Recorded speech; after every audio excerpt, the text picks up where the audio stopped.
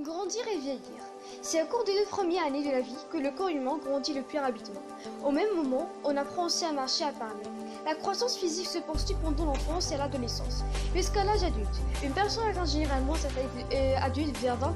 Au-delà de cet âge, les nouvelles cellules fabriquées par notre corps servent uniquement à renouveler les cellules mortes. Avec le temps, la production de cellules ralentit progressivement, entraînant l'apparition de signes de vieillissement, tels que les rides et les cheveux blancs.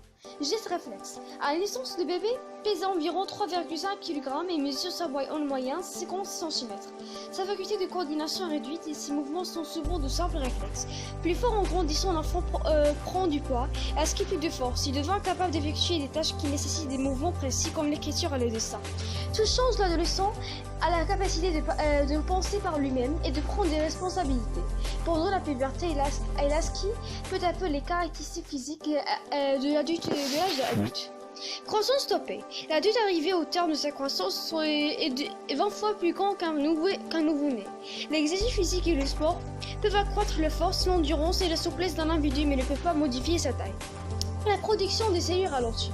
La cause principale du vieillissement est la diminution de la production de cellules. Cette baisse au niveau musculaire se traduit par une diminution de la force, au niveau des squelettes, par une fragilisation des os, et dans le cerveau par une réduction du nombre de cellules qui peuvent engager des pertes de mémoire.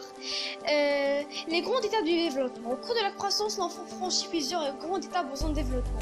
Alors qu'en général, c'est finir à 6 mois. Alors, la vidéo est finie et j'espère que vous aimez la vidéo. À la prochaine vidéo.